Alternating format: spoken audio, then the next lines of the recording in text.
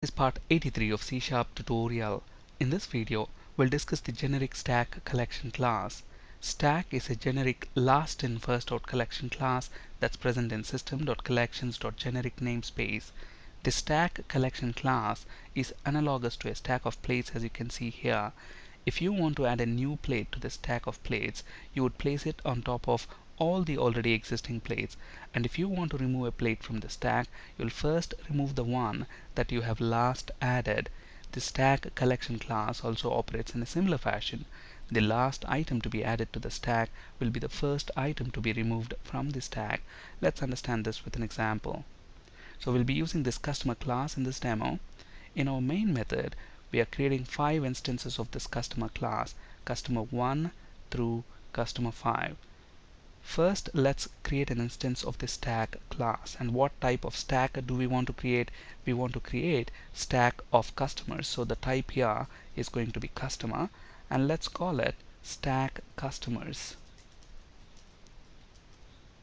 And to add an item to the stack, we use push method. So what is this push method going to do?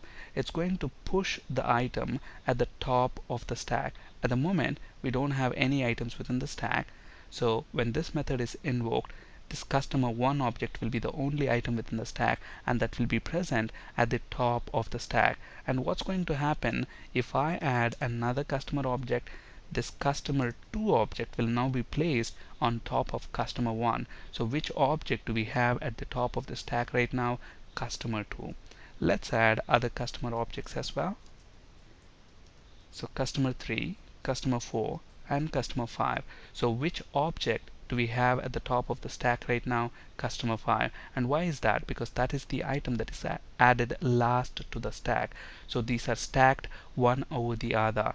So at this point, we have customer 5 object at the top of the stack. And if we were to remove an item from the stack, which item are we going to get back? Customer 5. And why is that? Because that is what is present at the top of the stack. And how do we get an item from the stack? We use pop method for that. And what is this pop method going to do? It's going to remove and return the object that is present at the top of the stack. So let's store this object in a variable of type customer, and let's call it C1. And let's say I want to print the ID and the name of the customer. So C1.id, and I want to separate that with a dash. Okay. And what is this pop method going to do? It's going to remove and return the item from the stack. So let's also print the count of the items that are left within the stack. So let's say items left in the stack equals, and how do we get the count of the items within the stack? We can use count property, just like how we have used it with other collection classes. Okay, now let's go ahead and pop out the rest of the objects that we have in the stack.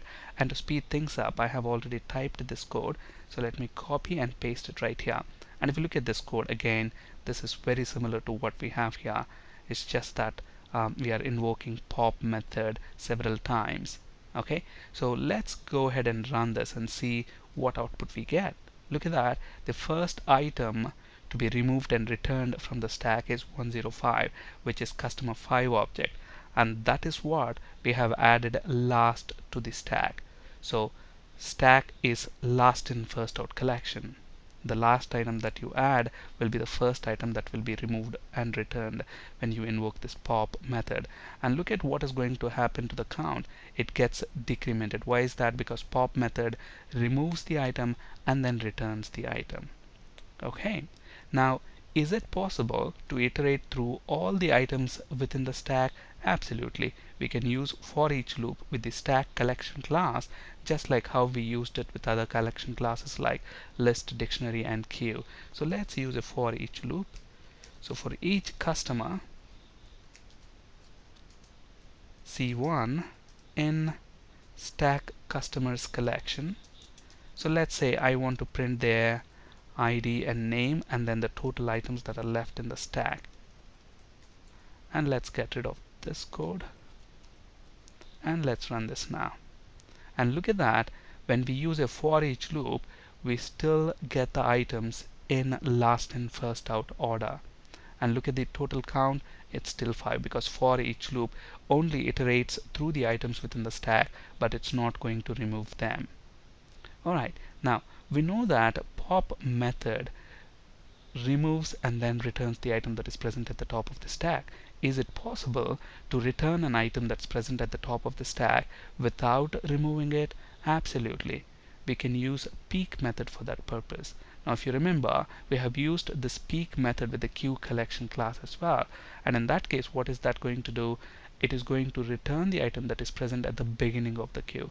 In a similar fashion, when you use peek method with a stack collection class, it's going to return the item that is present at the top of the stack without removing it. Let's look at that in action. So let's say customer C1 equals stack customers dot peek, and if you look at the IntelliSense, look at what it is going to do. It's going to return the object that's present at the top of the stack without removing it. And then let's print the ID, their name, and then the total count. Alright, so let's run this now. Look at that, we get customer 105, and look at the count, still 5, because peek method doesn't remove the item from the stack. It only returns the item that is present at the top of the stack. And how do you check if a specific object exists within the stack? We can use contains method. Just like how we used it with a queue collection class, we use it in a similar fashion. If the object that you are looking for exists within the stack, then this method is going to return true, otherwise it's going to return false. Alright, so to insert an item at the top of the stack, use push method. To remove and return the item that is present at the top of the stack, use pop method. A for each loop iterates through the items in the stack but will not remove them from the stack. The items from the stack are retrieved in last in first out order. The last element to be added to the stack will be the first item to be returned from the stack. And to check if an item exists in the stack, use contains method. What's the difference between pop and peek methods? Pop method removes and returns the item at the top of the stack, whereas peek returns the item that is present at the top of the stack without removing it. That's it for today. Thank you for listening. Have a great day.